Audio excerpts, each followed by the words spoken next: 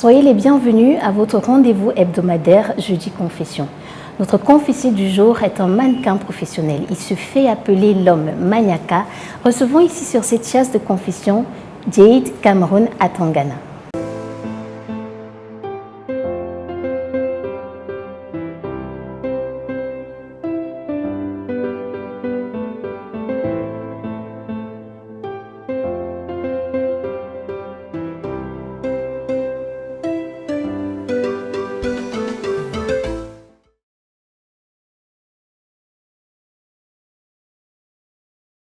Jade, bienvenue sur cette chaise de confession.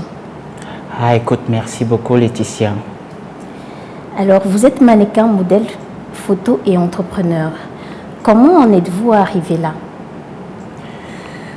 Là, ça fait deux questions. Ok, mannequin, je suis arrivé là parce que j'ai estimé que j'ai du potentiel pour ça. Et j'ai été boosté par un entourage, des personnes qui me faisaient des remarques concernant mes attitudes et le physique. Donc après ça, ces mêmes personnes m'ont conduite vers une agence à laquelle j'ai reçu une formation. Là, nous sommes en 2015. J'ai reçu une formation. Mais après la formation, j'ai mis un break, vu que mon métier de base, c'est la coiffure. Donc j'ai mis un break pour revenir plus tard. Donc je suis revenu en 2018 où j'ai lancé ma carrière officiellement. D'accord. Donc ça veut dire que ce choix de mannequinat, c'est beaucoup plus grâce à votre entourage, c'est bien ça? En effet, en effet. Alors écoutez, j'étais tout sauf passionné du mannequinat ou de la mode. J'étais plutôt vraiment accentué dans le domaine de la coiffure et de la musique, parce que la musique fait partie aussi d'une de mes passions que j'affectionne beaucoup. Mais l'univers du mannequinat, je l'ai découvert parce qu'il y a des gens qui estimaient que c'était un gâchis. Et c'est uniquement quand je me suis concentré, c'est-à-dire quand j'ai découvert, quand j'ai embrassé l'univers que voilà, la passion s'est développée. Et jusqu'ici, qu'aimez-vous dans le mannequinat? Pardon? Qu'aimez-vous dans le mannequinat? Ce que j'aime, sa grandeur. D'accord. Ouais, sa grandeur. Je pense que le mannequinat est très étendu. Il n'y a qu'à voir les centres commerciaux. Les centres commerciaux, quand vous partez vers les centres commerciaux, vous voyez comment les boutiques, quand vous voyez des boutiques, vous voyez comment c'est joli. Il y a des mannequins qui embellissent les boutiques. Vous voyez l'emballage des produits. Lorsque vous achetez un t-shirt, il y a des mannequins dessus qui représentent ce t-shirt. Et c'est assez large. Je peux compter comme ça, peut-être dans les rues, pour ne citer que cela, ou alors dans le domaine même de la mode. Donc c'est un milieu très grand, et moi c'est ça que j'aime, parce que ça permet à chacun de trouver sa place, que ce soit des mannequins podium, des mannequins modèles photo, ou bien des mannequins accessoires. Et justement, exercer ce métier, c'est se priver de beaucoup de plaisir, changer son alimentation, être à la pointe de la mode. Comment est-ce que vous faites pour suivre tous ces points-là? La pointe à la mode, bon, étant donné que moi je suis mannequin modèle photo, je ne suis pas trop accentué sur la mode, donc je mets pas un accent dessus. Moi, je mets mon corps, si je peux le dire ainsi, mon service, mon potentiel au service des personnes qui ont besoin de moi. Moi, ceux qui me connaissent, ils savent que ça me pique, je peux me balader torse nu n'importe où. Moi, je ne mets pas un accent dessus. Je peux m'afficher avec n'importe quoi. Mais en ce qui concerne le travail, je mets mon corps au service de la personne qui veut m'exploiter. Je m'explique. S'il y a un styliste qui a besoin de moi, qui a besoin de mon potentiel, là, je vais lui offrir mon corps pour pouvoir représenter son vêtement. Mais moi-même, je m'habille comme je veux. Ça peut me prendre, je suis urbain. Ça peut me prendre, je suis classe, et ça dépend de mon budget. Mais généralement, vous signez des partenariats avec des marques et des entreprises. Et il peut arriver que des clauses ne soient pas respectées, que ce soit par le mannequin ou par l'entreprise même. Et comment est-ce que vous parvenez à gérer cette situation? quand les clauses ne sont pas respectées? Ouais, c'est bizarre parce que ça me rappelle un contentieux que j'ai eu il y a, je pense, quelques mois avec une marque là, auquel j'étais ambassadeur. Bon, la logique voudrait que tu aies recours directement à la justice, tout en s'appuyant sur les clauses du contrat. Voilà. Et après, il peut aussi y avoir des arrangements à l'amiable pour éviter que ça gâche l'ambiance autour de ta réputation ou bien autour de la réputation de la marque. Mais toutefois, lorsque l'affaire a atterri sur la toile, c'est que dans les coulisses, il n'y a pas eu l'entente. C'est-à-dire, en dehors des projecteurs, il n'y a pas eu l'entente. Mais l'idéal voudrait que tout se passe par la voie légale, qui est la justice. Mais quand vous dites, vous avez déjà eu affaire à ce genre de situation, comment est-ce que vous avez fait pour traverser ça? Ça veut dire que, est-ce que vous êtes allé sur la voie de la justice ou alors arrangement à l'amiable? Bon, là c'est un domaine qui, voilà, j'ai tiré une croix dessus parce que moi je continue d'avancer, j'ai tiré une croix dessus, mais j'étais dessus et j'ai été aussi beaucoup conseillé par mon équipe, par mes proches. Et voilà, on a pris des meilleures résolutions, à mon avis, que j'estime que pour l'instant, ça a permis que l'affaire soit stabilisée, ou dirais-je, que ça soit oublié. Mais toutefois, ça reste une expérience pour moi. Voilà. Jade, est-ce que tu trouves qu'il y a une différence entre de la manière dont sont traités les mannequins hommes par rapport aux mannequins femmes? Oui, en effet. En effet, il y a une différence. Et cette différence, elle est logique parce que l'homme et la femme ne sont pas pareils. Là, donc, cette différence, déjà, s'explique sur le sexe. Il y a une différence sur le sexe, et il y a une différence sur les forces. L'homme et la femme, les forces que la femme dégage, les forces que l'homme dégage. Et il y a une différence sur la morphologie de la femme, la morphologie de l'homme. Et il y a une différence sur beaucoup de choses. Et cette différence est observée dans plein d'autres domaines, que ce soit dans l'armée, dans des entreprises, dans le football, dans la boxe. Cette différence, vous ne verrez pas qu'une femme, elle est traitée pareil que l'homme. Il y a toujours une petite une petite différence. Et après, voilà. Mais vous avez parlé de côté sexe dans le domaine de mannequinat. Mais est-ce que les hommes ne font pas également face à ce dilemme-là? C'est-à-dire? En fait, quand je parlais de sexe, c'est pour montrer la différence. D'accord. C'est-à-dire la différence des deux parties, l'homme et la femme.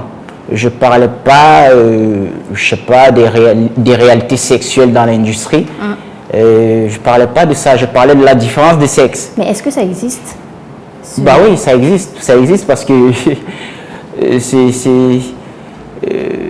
nous sommes humains et chaque personne a ses fantasmes. Il y a des gens qui fantasment certaines choses, et puis il y en a d'autres qui ne fantasment pas. Donc, que ce soit du côté de la femme ou du côté de l'homme, ça existe. Mais vous, personnellement, vous n'avez jamais eu à avoir ce genre de contraintes?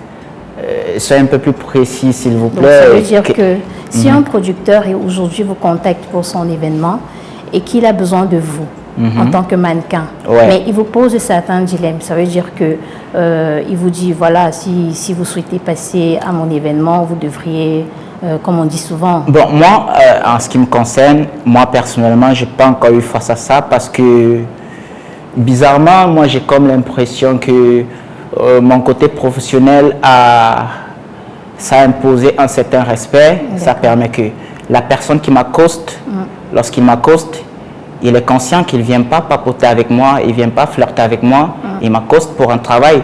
Et c'est sur ce travail-là qu'on va travailler. Donc moi personnellement, je n'ai pas encore eu. Par contre, j'ai eu des grosses propositions inbox, genre des gens qui créent des comptes faits, qui viennent là, voilà, j'ai 300 000, j'ai 500 000, je veux une nuit avec toi. Ce genre de trucs, c'est beaucoup. Mais je n'ai pas encore été face à ce dilemme-là, genre non. D'accord. Voilà. Et pensez-vous qu'il y a encore des choses à changer dans le monde du mannequinat avec l'expérience que vous avez? Ouais, dans le monde du mannequinat, mondialement ou au Cameroun? Non, au Cameroun. Au Cameroun? Oui. Ah ouais, ça c'est une question. C'est vraiment une question. Bon, on ne peut pas parler de changer des choses dans le mannequinat quand moi j'estime que rien n'a encore été fait. Donc, s'il faut qu'on parle de changement, il faudrait qu'il y ait eu un travail qui a été fait et que ce travail a été observé même pendant une décennie. Okay. Donc, moi, je suis entré dans le game en 2018 et je n'ai pas vu un travail qui a été fait. Tout est à faire, ni à refaire, mais à faire. Et à chacun de porter ses responsabilités. Moi, j'ai pris mes responsabilités en main, de faire ce qu'il y a à faire. Et maintenant, la future génération pourra évaluer et décider s'il faut changer ou pas. Donc, dans le mannequinat, tout est à faire. Rien n'a été fait pour changer, mon avis. Et en parlant de future génération, devenir mannequin est le rêve de beaucoup et il est possible de le réaliser grâce à la formation que vous offrez. Parlez-nous un peu de cette formation concrètement. Ah oui. Là, ça fait partie aussi d'une de mes casquettes d'entrepreneuriat parce que les gens, vous savez, les gens, quand on parle d'entrepreneuriat, d'entreprendre, ils pensent dans un premier plan ouvrir, je ne sais pas quoi, un truc. Mais l'entrepreneuriat, c'est aussi la capacité d'apporter ses connaissances à une personne qui est dans l'ignorance. Donc, il y a énormément, beaucoup de potentiel au Cameroun dans ce milieu-là du mannequinat et modèle photo. Ils ont le profil parfait. Malheureusement, ils n'ont pas les connaissances requises pour cela. Et c'est justement là qu'intervient le mot formation. Donc oui, il est possible de réaliser ce rêve parce que dans cette formation, je dévoile les codes, les réalités du domaine. Donc un apprenti qui s'est vraiment concentré, qui va vraiment être attentif à ce que je vais lui transmettre, il part 100% favori pour que dans 2, dans 3 ans, ou 5 ans, 10 ans, il soit meilleur que moi, son prof, donc oui. Parce que la formation, elle s'étale sur quelle période exactement?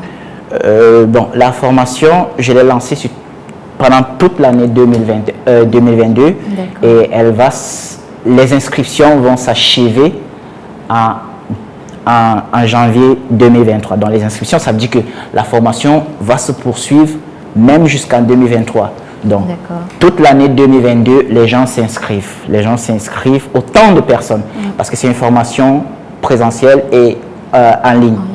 Et donc, même si parce que le but de cette formation, c'est, pour moi, c'est pas juste à première vue pour se faire de l'argent, parce que s'il fallait vraiment qu'on se fasse de l'argent, je ne vais pas mettre la formation à 100 000. On parle quand même là d'un métier qui va te permettre de gagner des contrats avec des multinationalistes. Là, on parle d'un métier, mais j'ai mis à 100 000, 50 000, 100 000 et 50 000 à la portée de tous ces passionnés-là.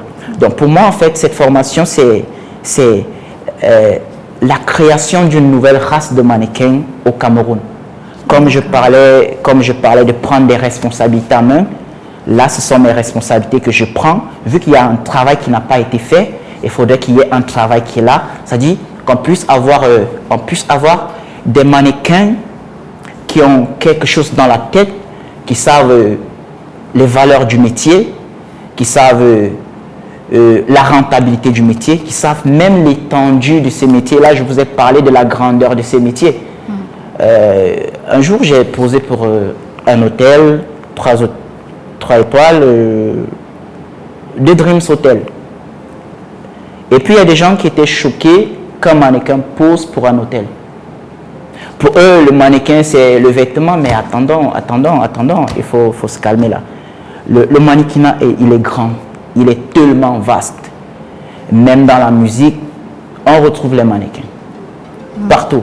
Donc, mais les Camerounais ne le savent pas. Et beaucoup d'autres Africains ne le savent pas. Alors, cette formation va dévoiler tout ce qu'il faut pour que l'apprenti qui s'est concentré, il ressorte de là. Parce que ce qu'il faut savoir, c'est que les apprentis vont venir et n'ont pas le profil que j'ai. Il peut y avoir des apprentis qui ont un profil, on va dire ça comme un profil chocolat. Vu que moi, je suis un peu dans le côté caramel. Il peut gagner plus de contrats que moi. Mais il ne pourra pas les gagner s'il n'a pas été formé, s'il ne connaît même pas son potentiel. Donc, oui, c'est une formation qui va permettre à beaucoup de Camerounais et Africains, parce que c'est une formation internationale.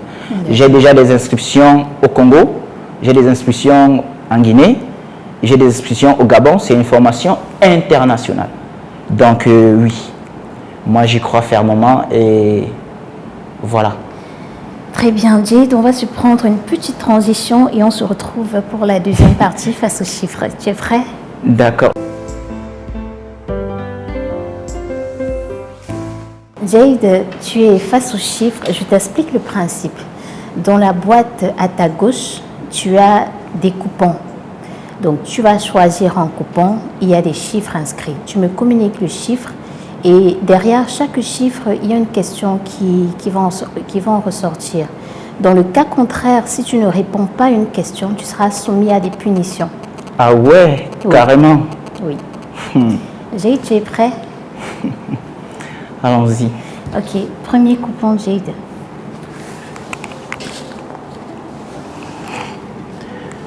« 26. Qui a été la personne la plus influente dans ta vie et pourquoi? Ma mère. Ma mère, parce que j'ai pas eu de père, j'ai grandi sans père. Donc,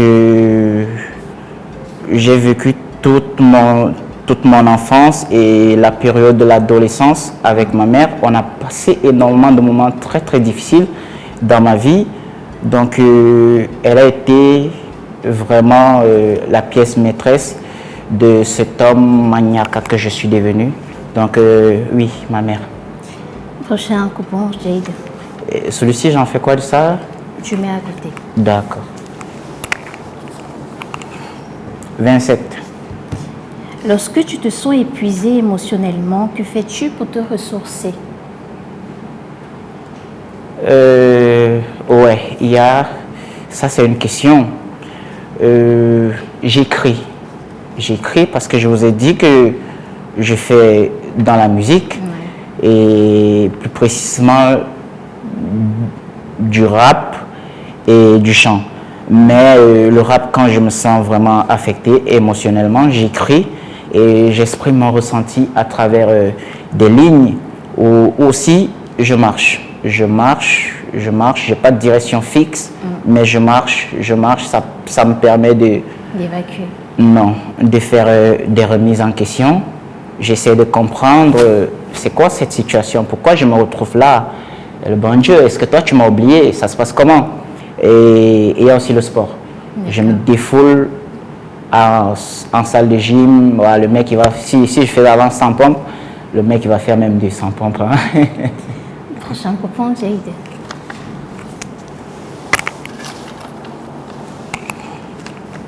« 22. C'est 3 parties que tu regardes chez une femme au premier contact. Les 3 parties, ça dépend. Le premier, ça dépend vraiment. Là, ça dépend vraiment. Généralement. Ouais. Je regarde ses cheveux. D'accord. Si elles sont fausses ou si elles sont vraies. Peut-être si une autre approche, je ne sais pas si tu m'as regardé, mais j'ai fait fixation dessus et je regarde ses jambes, jusqu'aux pieds, jusqu'aux orteils. Ouais, jusqu'aux orteils, je regarde ses jambes. Et voilà, je vais faire aussi une fixation sur sa couleur de peau. Je vais faire vraiment une fixation sur sa couleur de peau pour savoir exactement, un peu comme un scanner, tu vois, voilà. Est-ce qu'elle est ci, est-ce qu'elle est ça? Donc, c'est ça. En fait, si tu remarques, en fait, ma remarque est plus sur est-ce qu'elle est artificielle à 100%, est-ce qu'elle est naturelle à 90% ou à 20%? Parce qu'on retrouve des femmes qui sont hyper artificielles et on retrouve des femmes qui sont naturelles. Donc moi, je regarde ça, est-ce qu'elle est fake? Est-ce qu'elle est vraie? Est-ce qu'elle est fake à 20, 30, 4, 5%? Je fais cette évaluation dans ma tête avant de voir s'il faille qu'on s'accorde sur je sais pas quoi, avant de savoir comment je vais tenir ma conversation avec elle. Voilà. Prochain coupon, Jade. 28. Si tu devais te noter sur 10 d'un point de vue physique et intellectuel, tu te donnerais combien? Si je devais me noter physiquement? Oui, sur 10, sur un point de vue physique d'une part et intellectuel d'une autre part. Commençons par le physique. Sur 10, tu te notes combien?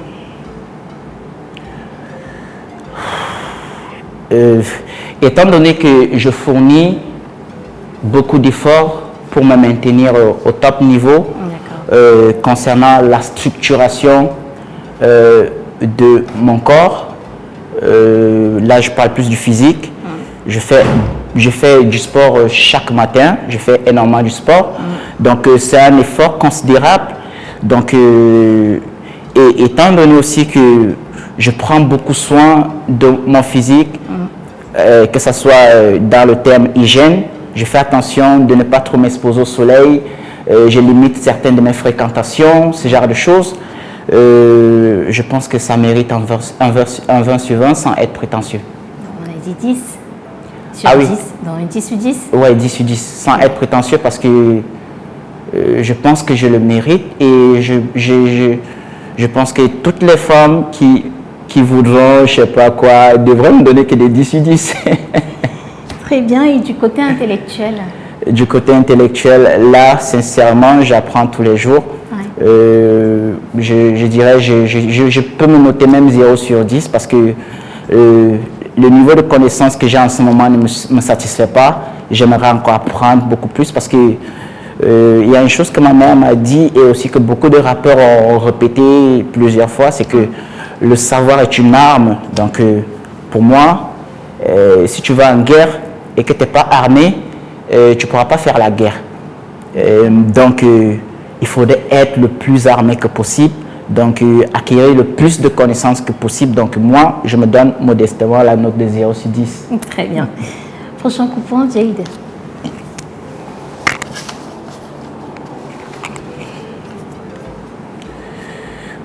11. 11.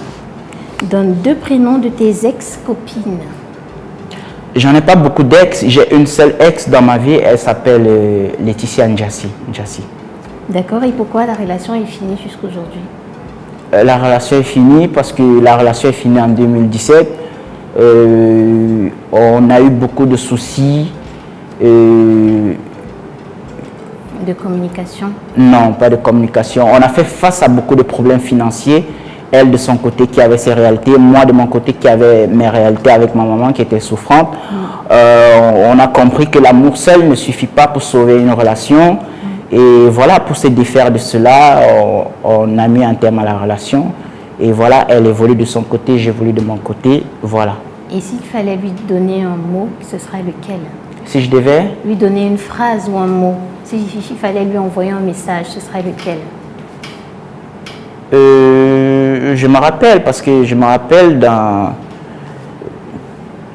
certains de mes textes, je disais, je garde le meilleur d'elle. Voilà, même si on n'est plus ensemble, je garde le meilleur d'elle. Donc, ce qui est le côté négatif là, c'est pas ça, je garde juste le meilleur d'elle. Et voilà, je garde le meilleur d'elle. Prochain coupon. 2. Que dirais-tu à ceux qui te définissent comme un coureur de jupons? Les gens me définissent ainsi. Oui. Non, je ne pense pas avoir cette réputation-là, Seigneur. Je ne pense pas avoir une réputation de coureur de jupons. Je ne me rappelle même plus quand est-ce que j'ai dragué une femme.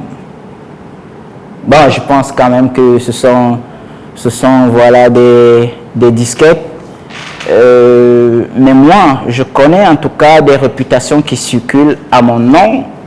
Et je ne pense pas... Bon, peut-être le fait d'être apprécié ou désiré, les gens confondent ça en coureur de jupons. Un coureur de jupons, c'est une sale réputation. Attention, je ne veux pas m'imprimer cette réputation dans ma vie. Et ça veut dire que à la base, à la rigueur même, tu es l'équivalent d'un chien. Ça veut dire que tu n'arrives pas à te contenir. Tu tires sur tout ce qui bouge. Je ne pense pas avoir cette réputation-là, donc je ne vais pas me justifier pour cela. Parce que je ne me reconnais pas comme cela. Si peut-être je me reconnaissais et je devais me justifier pour donner ma raison du pourquoi est-ce que je suis en coureur de jupons, mais sincèrement, quand je fais l'effort de mener une vie droite, noble, propre, voilà, ça suffit. Magnifique. Prochain coupon, Jade. 17. Fais une déclaration d'amour à quelqu'un en précisant son prénom. Que ce soit un membre de ta famille, un ami ou à, comme on dit souvent, un crush. Une déclaration d'amour. Une déclaration d'amour, même celle qui vit ou qui ne vit plus. Oui. Ce sera sans doute à ma maman. Allez-y. Ce sera sans doute à maman. Moi, je pense que maman Oloa Aïssi Zaveri, tu sais bien que je te porte dans mon cœur et que jusqu'à présent, je n'ai pas pu cicatriser et que ta perte s'est transformée en une rage pour moi de vaincre. Donc, je te transmets du plus profond de mon être la promesse que je vais réussir juste pour que tu puisses être en paix là où tu es, parce que je sais que où tu es, tu n'es pas en paix de savoir que je suis encore en train de rôder, de me battre. Je sais que tu voulais vraiment me voir, tu voulais voir que j'ai réussi, alors je te fais cette promesse que je vais réussir pour que tu puisses être en paix, voilà. Et je prie en même temps que le bon Dieu puisse, jusqu'ici, s'il ne t'a pas accepté au paradis, qu'il puisse t'accepter au paradis. Ça, c'est une prière, voilà. Amen, que cette prière soit élevée au ciel. Merci Jade, mais avant de se quitter, comment est-ce qu'on peut te suivre sur les réseaux sociaux? Parce que vous avez changé de page Facebook déjà. Donc, essayez un peu de nous dire... Oui, en ce moment, je suis joignable sur Facebook. J'ai 2 pages en ce moment sur Facebook. Il y a ma page la plus connue qui est Jade Cameron.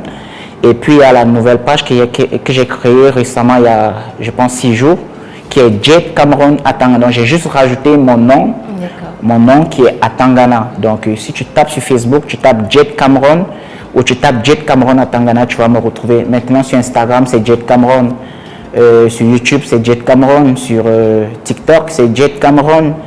Et sur Snapchat, c'est Jade Cameron 94. Magnifique. Ouais. Merci infiniment. Merci aussi de m'avoir invité. J'en suis très honoré. C'était le Jeudi Confession de Jade Cameron Atangana. J'espère que vous avez aimé et que vous saurez le pardonner. Entre-temps, n'hésitez pas à vous abonner et à liker nos différentes plateformes Facebook et YouTube. On se retrouve jeudi quand il sera 17h. Au revoir.